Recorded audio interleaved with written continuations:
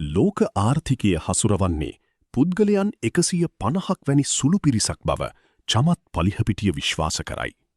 අනාගතය තීරණය කරන ප්‍රාග්ධනය සහ සම්පත් පාලනය කරන්නේ ඔවුන්ය. චමත්ට අවශ්‍ය වූයේ නිකම්ම නරඹන්නෙකු වීමට නොවේ. ඔහුට අවශ්‍ය වූයේ කෙසේ හෝ ඒ බලගතු කවයට ඇතුවවී ඔවුන්ටත් වඩා දක්ෂ ලෙස මේ මුල්‍ය ක්‍රීඩාව කළ හැකි බව ඔප්පු කිරීමටයි. ඔහුගේ මේ ගමන ආරම්භ වූයේ ශ්‍රී ලංකාවෙනි. ඔහුට වයස අවුරුදු 5දී ඔහුගේ පවුල කැනඩාවට සංක්‍රමණය විය. ඔහුගේ ළමා කාලය ඉතා දුෂ්කර විය. පියාට ස්ථිර රැකියාවක් නොතිබූ අතර නිවාස පිරිසිදුකරණියක සහ හෙද සහකාරියක ලෙස වැඩ කරමින් පවුල නඩත්තු කළේ ඔහුගේ මවයි.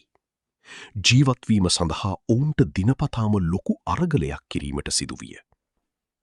යෝන් වියේදී ඔහු බර්ගකින් ආයතනයේ වැඩ කළ අතර තමන්ට ලැබුණු වැටුප කෙලින්ම දෙමාපියන්ට ලබා දුන්නේ බස් සීසන් වැනි මූලික අවශ්‍යතා පවා සපුරා ගැනීමට පවුලට මුදල් නොතිබූ බැවිනි.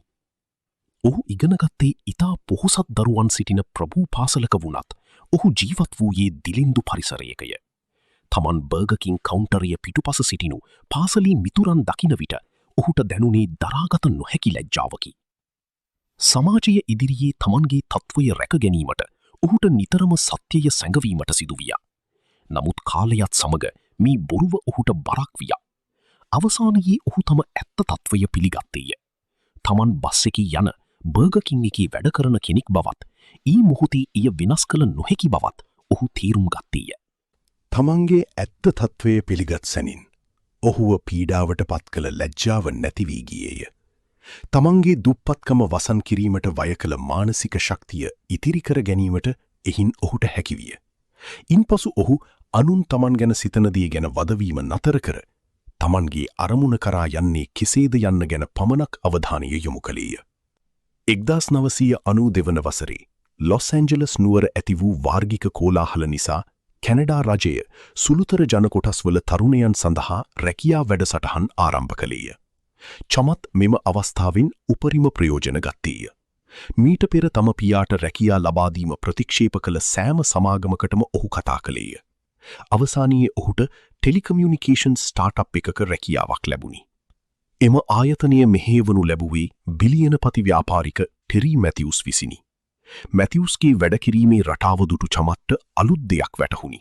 එනම් ඉහළම තලයේ සාර්ථකත්වය ලැබීමට කෙනෙකු මහා ප්‍රඥයෙකු විය යුතුම නැත. ඒ සඳහා ඔහු දක්ෂ නිරීක්ෂකයෙකු විය යුතුය. ඔහු සාර්ථක මිනිසුන් කරන දේ හොඳින් නිරීක්ෂණය කර ඒවා ඒ අයුරින්ම අනුගමනය කිරීමේ උපක්‍රමය අනුගමනය කළේය. ඔහු ඔවුන්ගේ විනය සහ ලෝකයේ දෙස බලන ආකාරය තමන්ට ගැලපෙනසී සකසාගත් අතර ධනවතුන් සතු දුර්වලතා මගහරවා ගැනීමටද වගබලා ගත්තේය. මෙම අත්දැකීම් නිසා මුදල් ගැන ඔහුගේ දැක්ම වෙනස් විය. ප්‍රාග්ධනය යනු මුළු ලෝකයම වෙනස් කළ හැකි ප්‍රබල මෙවලමක් බව ඔහු තේරුම් ගත්තේය. ඩොලර් බිලියන 10ක් යනු හුදෙක් බැංකු ගිණුමක ඉතිරියක් නොව මුළු වෙළඳ පොලක්ම වෙනස් කළ හැකි ශක්තියකි. පසුව ඔහු ෆේස්බුක් ආයතනයට සම්බන්ධ වීය. එහිදී ඔහු ග්‍රෝත් ටීම් එකට නායකත්වය දෙමින් මිනිසුන්ගේ සමාජ මනෝවිද්‍යාව එක් සරල සූත්‍රයකට ගොනු කළේය.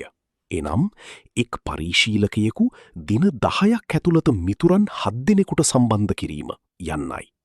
මෙය මිනිසුන්ගේ මනසට ඩොපමයින් වැනි උත්තේජනයක් ලබා දෙමින් ඔවුන්ව ෆේස්බුක් වෙත ඇබ්බැහි කරවීමට සමත් වීය.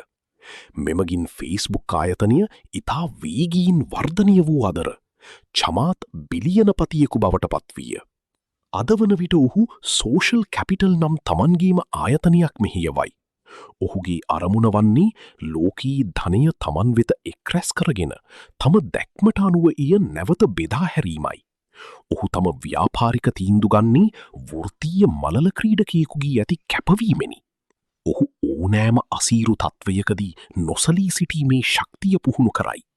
උදාහරණයක් ලෙස ලාභයක් නොලබන ව්‍යාපාරයක් වුවද එය සාර්ථක වනතුරු වසර 7ක් වුවත් ඉවසිලිවන්තව පවත්වාගෙන යාමට ඔහු සූදානම්ය. ඔහුගේ 2045 ඉලක්කය වන්නේ ලොවපුරා කෝටියක පිරිසකට රැකියා ලබාදීම සහ ඩොලර් ට්‍රිලියනයක ආදායමක් උත්පාදනය කිරීමයි.